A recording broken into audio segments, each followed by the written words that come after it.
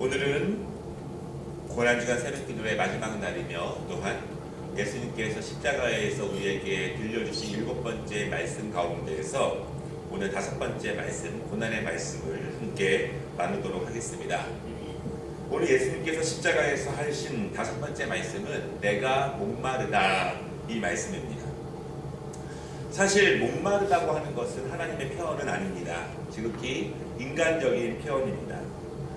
우리는 목마른 사슴처럼 늘 갈급함이 있습니다. 그래서 생명의 시냇가를 찾아 헤매는 연약한 사람들입니다. 성경은 끊임없이 인간의 연약함들을 드러내고 있습니다. 우리의 삶의 목마름, 우리의 영혼의 목마름, 그리고 우리의 영적인 고통의 목마름, 그리고 육적인 필요에 대한 목마름.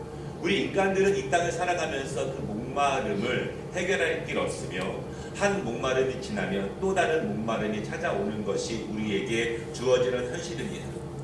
우리가 이 땅에서 잠깐 이 땅의 것들로 우리의 목마름을 해결할 수 있는 것처럼 보이지만 우리는 더 큰 목마름을 계속해서 갈급하게 됩니다. 그런데 하나님의 말씀은요, 우리에게 하나님 자신은 우리의 모든 목마름을 해결해 주시는 분이다, 그렇게 말씀하고 있습니다. 우리의 모든 목마름은 오직 하나님께서 만져주시고 하나님께서 인도해 주실 때 우리의 모든 목마름은 해결받을 수 있다, 이렇게 말씀하십니다. 그래서 하나님은 우리에게 늦은 비와 또한 이른 비로 우리에게 생명의 물을 주시고, 그리고 샘물을 통해서, 그리고 맑은 시냇물가로 우리를 인도하시면서 우리의 목마름을 해결해 주십니다. 그런데 오늘 말씀에서 하나님이신 예수님께서 가장 인간적인 표현인 내가 목마르다, 이 목마름에 대해서 호소하고 계십니다. 오늘 말씀을 통해서 우리가 2가지로 말씀을 나눌 건데요. 첫 번째로 예수님께서는요, 성경을 응하게 하셨습니다. 오늘 우리가 읽은 말씀을 조금 더 그 전반부를 주의 깊게 생각해 볼 필요가 있는데 28절 전반부에 이렇게 말씀하고 있습니다. 그 후에 예수께서 모든 일이 이루어진 줄을 아시고 성경을 응하게 하려 하시고 이르시되, 이렇게 말씀합니다.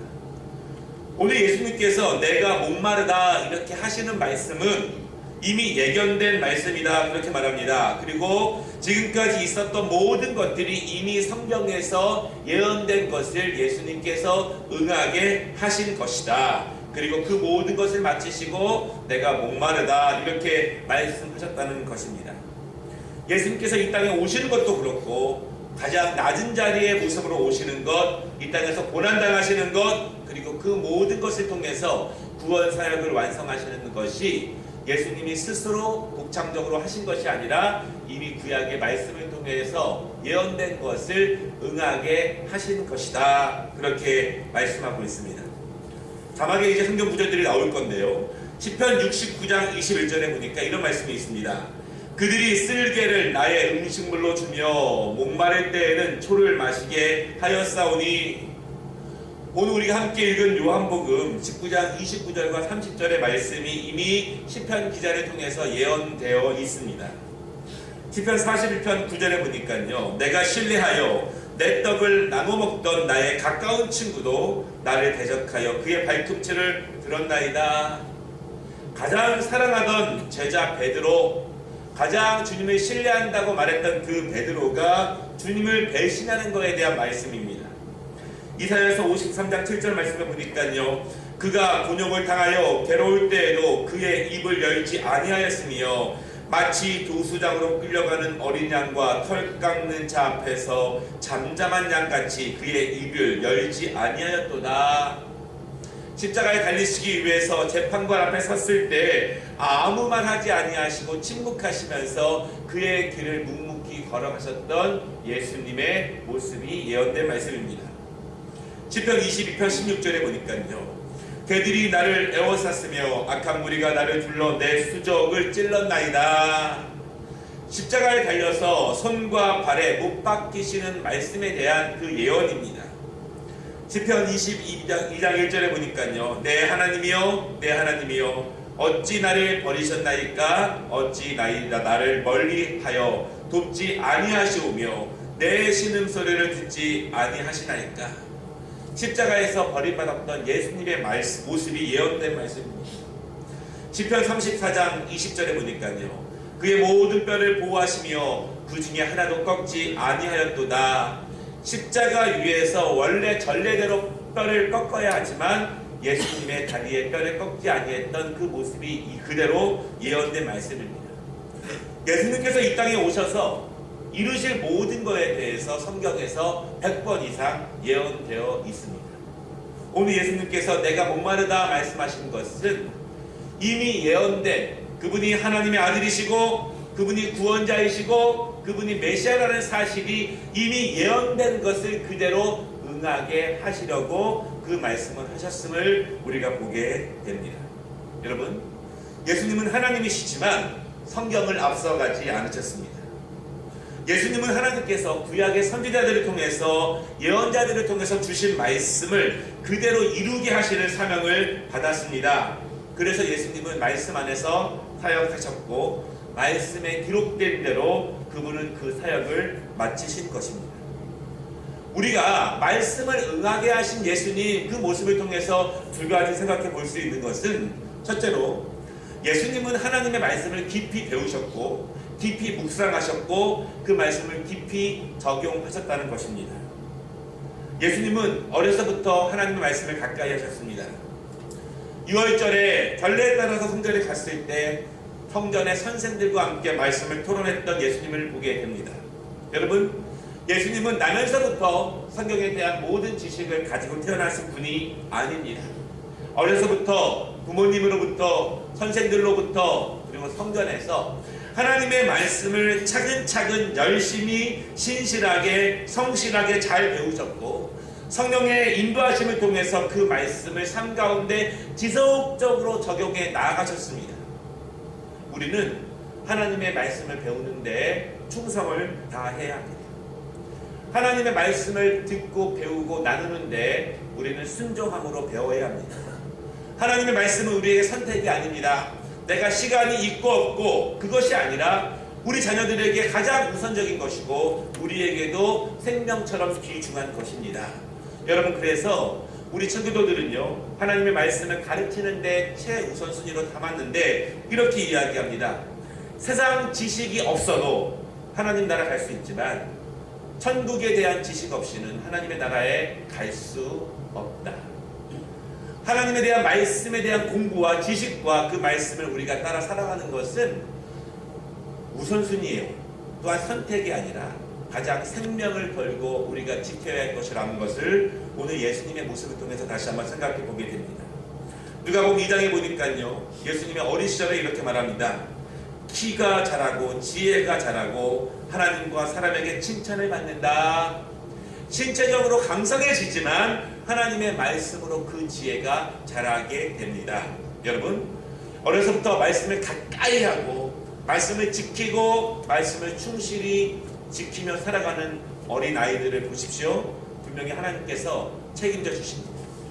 우리 아이들, 여러분의 자녀들, 우리가 성경을 얼마나 많이 읽었고 그 말씀을 사모하고 있고 정말 그 말씀대로 사는 우리의 자녀들인지 우리의 모습인지를 되돌아본다면 하나님의 말씀으로 자라는 아이들에게 하나님이 어떻게 지키실 것인가에 대해서 다시 한번 믿음을 가지시기를 주님의 이름으로 축원합니다. 두 번째, 예수님은요, 하나님의 말씀을 충성으로 실행하는 데 힘쓰셨습니다. 하나님의 말씀은 그대로 이루어집니다. 우리가 믿든지 믿지 않든지에 관계없이 하나님이 선포하신 말씀은 그대로 이루어짐을 여러분 믿으시기를 바랍니다. 예수님도 이미 예언된 하나님의 말씀을 그대로 이루어지기 위해서 충성을 다해서 순종으로 실행하셨습니다. 예수님은 하나님이시지만 인간의 몸으로 그에게 주어진 사명을 충실히 실행하셨는데 그 모든 것은 하나님의 말씀 안에 있는 말씀을 순종함으로 실행하셨다는 그러한 말씀입니다. 이 모든 일은 예수 그리스도를 따르는 우리 모든 그리스도인들이 따라가야 될 일입니다. 오늘 예수님께서 내가 목마르다 이렇게 말씀하시는 것은 구약에서 예언된 그 하나님의 말씀을 예수님의 순종과 적극적과 충성의 실행을 통해서 그 말씀이 그대로 이루어졌다는 사실을 여러분 믿으시기를 바랍니다. 우리가 하나님 말씀을 읽습니다. 듣습니다. 충성으로 순종하면서 그 말씀이 실행되게 하는 것이 우리에게 행하신 하나님의 뜻이 온전히 이루어지는 것이고, 우리를 통해서 하나님께서는 이 모든 창조 세계의 일을 하나님의 섭리대로 운행해 나가신다는 사실을 여러분 믿으시기를 바랍니다. 오늘 두 번째로 내가 목마르다 이렇게 하신 말씀 가운데 우리가 볼 수 있는 것은 예수님께서 완전한 인간이시라는 사실을 우리에게 보여주고 계십니다. 여러분, 목마르다 이 말은 인간의 표현이라고 말씀을 드렸습니다. 그런데 하나님이신 예수님께서 이렇게 말씀하시는 것은 그분은 지금 이 땅에 완전한 인간으로 오셨음을 우리가 알 수 있습니다. 하나님은 목마름의 해결자이지 스스로 목마르신 분이 아니기 때문입니다. 예수님은 이 땅에서 인간의 몸으로 인간의 고통을 당하시고 인간의 수치를 당하시고 인간의 십자가를 짊어지는 질고를 온전히 감당하셨음을 우리가 알게 됩니다. 여러분, 인류 역사에 보면은요, 예수님은 하나님이 아니시다, 예수님은 인간이 아니시다, 그러한 신학적인 논쟁이 굉장히 많았습니다. 지금도 여전히 그렇게 말하는 사람들이 많이 있습니다. 제가 말씀드린 것처럼 이슬람교나 또한 유대교에서는 예수님은 인간이지 하나님이 아니라고 이야기합니다. 그래서 그들은 여전히 하나님의 아들 하나님을 기다리고 있습니다. 예수님이 인간이 아니다 이렇게 말하는 사람들이 있는데요, 그럴 경우에 예수님은 완전한 신이 됩니다. 완전한 신이 될 경우에 이게 어떤 문제가 있냐면, 예수님이 십자가에서 당하는 고통은 하나님의 고통이고 신이 당하는 고통이지 인간의 고통이 아니다. 그래서 하나님은 우리의 고통을 이해할 수 없고 우리의 고통을 대신 짊어질 수 없다, 그렇게 말하는 사람들이 있습니다. 또한 반대의 경우에 예수님은 인간이지 하나님이 아니다, 그렇게 말하는 사람이 있습니다. 그렇게 말한다면 예수님은 하나님이실 수가 없고 우리의 메시아일 수가 없는 것입니다. 그러나 우리 개혁교회에서는요, 예수님은 완전한 인간이시고 완전한 하나님이시다, 그렇게 말씀합니다. 완전한 하나님이신 이유는 하나님께서 그분의 사랑을 확증시키시기 위해서 하나님이신 그의 아들을 우리에게 보내신 것이고, 완전한 인간이신 이유는 그래야만 예수님께서는 우리의 죄와 우리의 모든 연약함을 대신 감당하실 수 있는 희생 제물이 되시기 때문입니다. 예수님께서 완전한 인간이시라는 사실을 통해서 우리가 받는 위로가 있습니다. 그분도 고통을 당하셨고 그분도 질고를 지셨고 그분도 수치를 당하셨습니다. 그렇기 때문에 예수님은 우리의 고통을 아시고 우리의 슬픔을 아시고 우리의 어려움을 함께 짊어지실 수 있는 분이라는 사실입니다. 우리가 하나님께 고통을 토로합니다. 우리는 하나님께 우리의 고통을 구원해 달라고 청원합니다. 그런데 그 하나님은 우리의 고통을 완전히 모르시는, 하늘에만 계시고 하늘에서 우리의 고통을 지켜만 보시는 그런 분이 아니시라, 하나님께서는 인간의 몸으로 인간이 감당해야 될 모든 고통을 경험해 보신 분이기 때문에 우리의 고통을 이해하시고 우리의 고통을 공감하시고 우리의 기쁨과 함께 하시고 우리의 슬픔과 함께 하실 수 있는 하나님이라는 사실을 우리가 이 말씀을 통해서 위로함을 받을 수 있습니다. 그래서 우리가 무거운 짐들을 주님께 맡길 수 있는 것입니다. 주님은 모르는 분이 아닙니다. 여러분의 모든 신과 우리의 모든 고통과 우리의 모든 갈급함과 목마름을 예수님께서 하나님의 아들로서 직접 경험해 보셨기 때문에 그분은 우리의 모든 것을 알고 계십니다. 여러분, 우리가 이런 기도를 많이 합니다. 벌레만도 못한 나를. 그러나 우리가 벌레의 입장을 이해할 수는 없지 않습니까? 벌레가 돼보지 않았습니다. 그러나 우리와 벌레보다의 간격보다 훨씬 더 큰 하나님과 인간과의 간격을 하나님께서 직접 인간의 모습으로 오시사 인간의 모든 고통과 질고와 어려움과 연약함을 그분이 아시기 때문에 그분은 우리의 입장에서 하나님께 대신 중보하실 수 있는 것이고, 우리의 연약함을 위해서 그분이 함께 우시고 함께 기뻐하시고 우리의 모든 고통을 우리가 예수님께 토로할 수 있는 것입니다. 여러분, 엘리 비젤이라고 하는 사람이요, 글을 써가지고 노벨 평화상을 받은 사람인데, 이분이 나이트라고 하는 책을 썼습니다. 이분이 홀로코스트의 희생자인데요, 아주 어렸을 때 그가 부모와 친척들을 따라서 유대인 수용소에 갇히게 되었습니다. 그때 유대인들이 이 홀로코스트에서 수많은 고통을 당하게 되고 완전히 벌레반도 못한 취급을 당하게 되었습니다. 그때 젊은 사람 2명이 탈출을 꿈꿨습니다. 그러다가 이 군인들에게 잡히게 됩니다. 그래서 수많은 이 수용자들이 모인 가운데 이 독일 군인들은요, 탈출을 꿈꾸고 있는 그 2사람을 강하게 학대합니다. 왜냐하면 그래야지만 다른 수용자들도 감히 탈출할 생각을 못하기 때문입니다. 그 2 남자와 그리고 한 어린아이가 십자가에 못 박히게 되었습니다. 그리고 그 2 어른과 한 아이가 십자가 위에서 고통을 호소하고 소리를 지르기 시작합니다. 한참의 시간이 지났습니다. 많은 사람들이 다 그 앞에 모여놓고 저렇게 저항할 때 어떻게 하면 죽는가에 대해서 모습을 보여주고 있는데요. 젊은 청년들은 여전히 힘이 있어서 소리를 지르지만 그 연약한 아이는 아무 소리도 못 지르고 고개를 떨구고 죽어가고 있었습니다. 그때 군중들 가운데 한 명이 이렇게 이야기합니다. 왜 그랬을까? 하나님은 어디 계십니까? 저렇게 무고한 사람이 고통당하고 있는데 하나님은 도대체 어디 계신단 말인가? 이렇게 이야기할 때 한 사람이 이렇게 말합니다. God is there. 하나님은 거기 계시다. God is on the cross with them. 하나님은 지금 저 십자가 위에서 저들과 함께 고통당하고 계시다. 이 사건을 계기로 십자가의 고통의 신학이라고 하는 것이 나오게 되었습니다. 하나님은 그 십자가 위에서 예수님과 함께 고통당하셨고 우리에게 모든 고통과 함께 하시는 분이 바로 그 하나님이십니다. 오늘 말씀 내가 목마르다, 이것은 성경을 온전히 이루게 하신 예수님의 말씀에 대한 순종의 모습이요, 완전한 인간으로서 우리의 갈급함을 아시는 그 예수님의 모습을 우리가 생각해 보게 됩니다. 바라그는 여러분, 우리가 이 고난주간에 주님의 고난에 동참한다고 이야기를 합니다. 금식하고 기도하면서 주님의 고난에 동참한다고 이야기하고 있지만 사실은 그것은 주님의 고난에 동참하는 것이 아닙니다.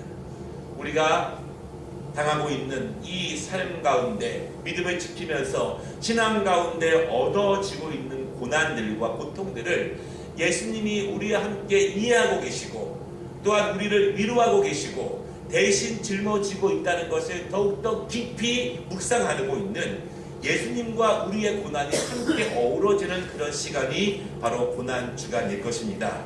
오늘 성금요일을 맞이해서 예수님께서 그때 시간으로 오후 3시쯤에 운명하시게 되었는데 우리도 경건하게 주여 내가 주님의 고난에 동참합니다. 그러나 주님 또한 나의 고난에 동참하고 계십니다. 우리가 이 고난을 통해서 더욱더 주님을 묵상하고 하나님께로 더욱더 가까이 가는 저와 여러분 되시기를 주님의 이름으로 축원합니다.